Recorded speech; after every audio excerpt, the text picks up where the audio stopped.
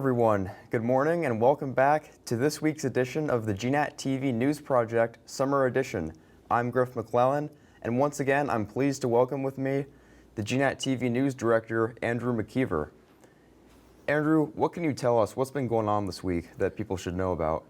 Well, it actually turned into a fairly busy week after all, and we had one item of, I guess you could call it relatively breaking news out of Paulet, where once again the shooting range or facility of some sort or another set up by Daniel Banyai is once again back in the news. The town of Paulet on Thursday asked the state environmental court to impose a contempt of court sanctions against the Slate Ridge property, as it's called, against Mr. Banyai, and that would include possibility of imprisonment and fines for failing to comply with the court orders regarding his property. This is a story that's in today's Bennington Banner and will be in the Journal, I'm sure, also reported on in VT Digger. Basically, as many of you probably recall, Mr. Banyai had set up the facility of some sort, shooting range, training facility, a lot of structures on a property up in West Paulet that one point a couple of years ago was creating so much noise it was disturbing neighbors in what had been a fairly quiet area. People were apparently coming there to practice on unpermitted weapons. Anyway, he, as many of you know, probably was under a court order to demolish those buildings. Apparently, though, so it's been an ongoing standoff.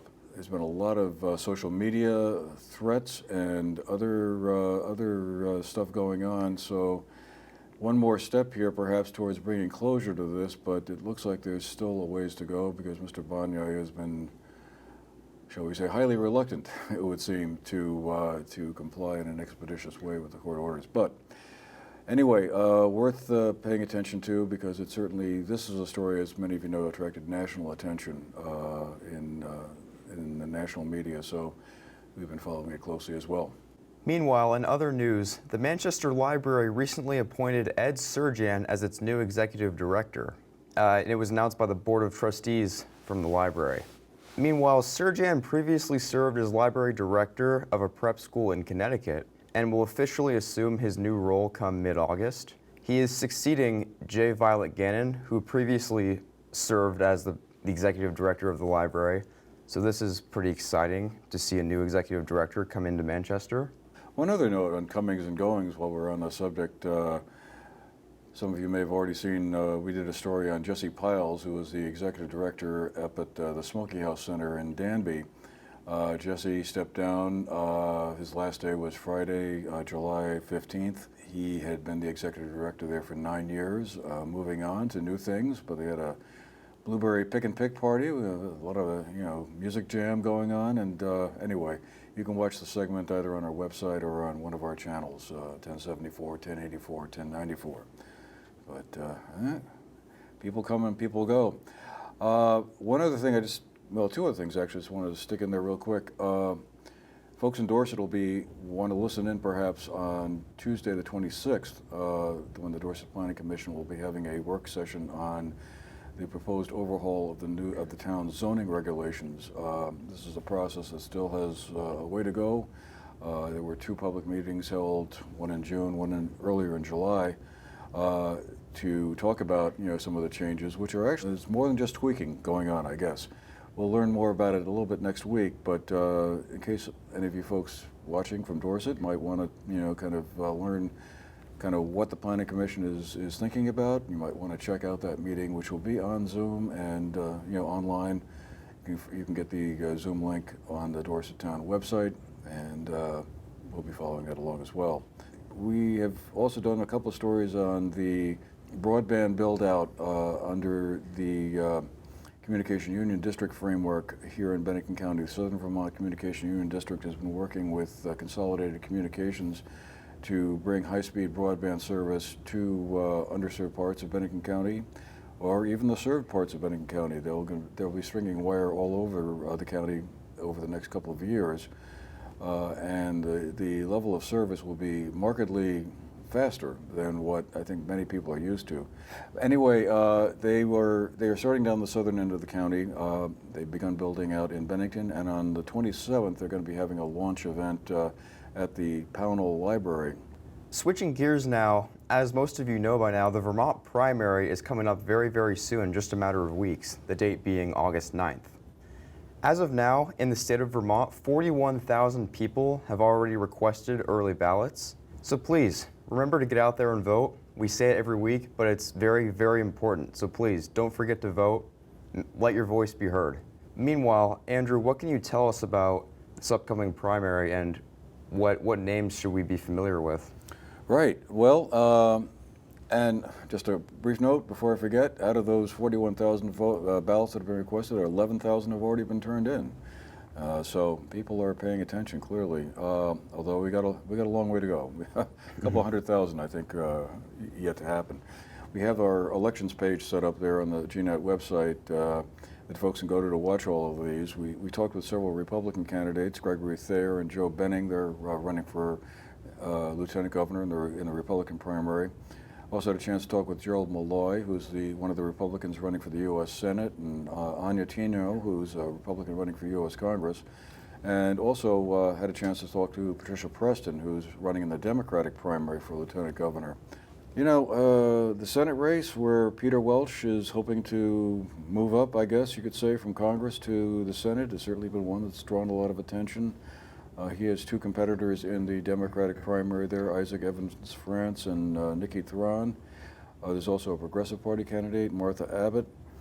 And over in the Republican primary, Gerald Malloy, who we talked to, and also Myers Mermel, who we had here last week, and Christina Nolan, the former U.S. attorney, are competing in a pretty interesting primary there. Over in the congressional race, Shanae Chase Clifford, who's one of the Democrats, has dropped out because of fundraising problems. So that leaves Becca Ballant, Molly Gray, the Lieutenant Governor Molly Gray, and Dr. Lewis Myers still in that race. And on the Republican side, we have Liam Madden, a former Marine, Erica Reddick, and Anya Tino. All in all, it'll be interesting to see who winds up. I think those three races in particular I've been finding kind of intriguing. Moving on now, approximately 80% of new COVID cases in the United States are being caused by the new BA.5 subvariant, which has been rapidly spreading across the United States over the past couple of weeks. BA.5 is also, however, causing many reinfections among people who have already had COVID 2 or 3 times prior. On a more local note, in Bennington County, cases are still mostly low. They're in the medium range, as the latest 7-day average is about 5 cases per day. And just the other day, 33 new cases were reported alone on July 20th. So obviously COVID still exists. We're certainly done with this virus. But Andrew, would you say it's still an issue people should be concerned about? Sure. I mean, this is beginning to seem an awful lot like last summer to me, where, you know, we were in July of 2021, we were feeling pretty good about having the vaccines, and you know, the worst seemed to be over, and along came Delta, and along came Omicron, and it's, well, I guess BA.5 variant doesn't sound like it's as devastating. Everyone's just sort of mentally done with it. I know we all feel mentally done with it. The most concerning part about this new subvariant is just the fact that it's highly transmissible. Experts are saying it's the most transmissible one yet. But as you said, Andrew, it's not been as devastating. People aren't getting as sick from it. People aren't necessarily feeling symptoms. But it's certainly still important to obviously get vaccinated, because they will prevent people from experiencing symptoms and from getting a really, really bad case. As I'm sure most of you have heard by now, in a more national spotlight here, our President Joe Biden recently tested positive despite having received 4 shots, being fully vaccinated and being double boosted. So you can still get COVID, you can still test positive, even if you're fully vaxxed, but if you're vaccinated, you don't need to worry about getting severely sick. So that's the overall message people need to be worried about. Or going to the hospital and imposing more additional stress on the healthcare system, which has gone through an awful lot in the last couple of years. And we've all heard how tired and burned out nurses and other physicians are. So if you haven't gotten vaccinated yet, you know, at least helping those folks out. As I'm sure most of you are aware, the weather recently in Manchester, as well as Sunderland and all over Bennington County, has been excessively hot recently. We're currently in a heat wave, with the average temperatures being around high 80s, low 90s. It's been pretty devastatingly hot, would you say so? Well, I guess it's the middle of July, so it's going to be warm, but yeah, it does seem like it's been definitely hot and muggy, but I guess we've been on the lucky side of it, though. I mean, even though the temperature's been up in the 80s and 90s here, there have been other parts of the country where triple digits are kind of the norm, or have been for the last couple of weeks, like your friends in Oklahoma perhaps are experiencing. I was seeing somewhere between 100 and 115 across Oklahoma yesterday or the day before. Yes, indeed. Oklahoma is not the ideal place to be in the summer, considering how hot it is, as Andrew just mentioned.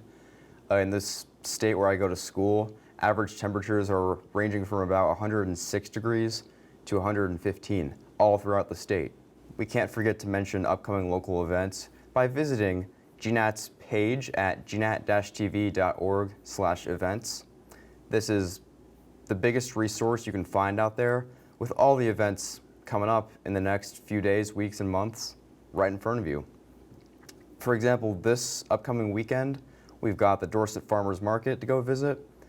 There are also obviously a wide variety of plays right now happening at the Dorset Theater as well as the Weston Playhouse. And of course, the Manchester Community Library has plenty of events going on every week as well. So please, don't forget to check it out. Meanwhile, if you would like to share your own community event, feel free to reach out by emailing events@gnat-tv.org to get your message out. All right, that will do it for today. Thank you so much again for watching. I'm Griff McClellan. And I'm Andrew McKeever for the GNAT-TV News Project. Hope you all had a good day, and well, we'll see you again next week. Take care.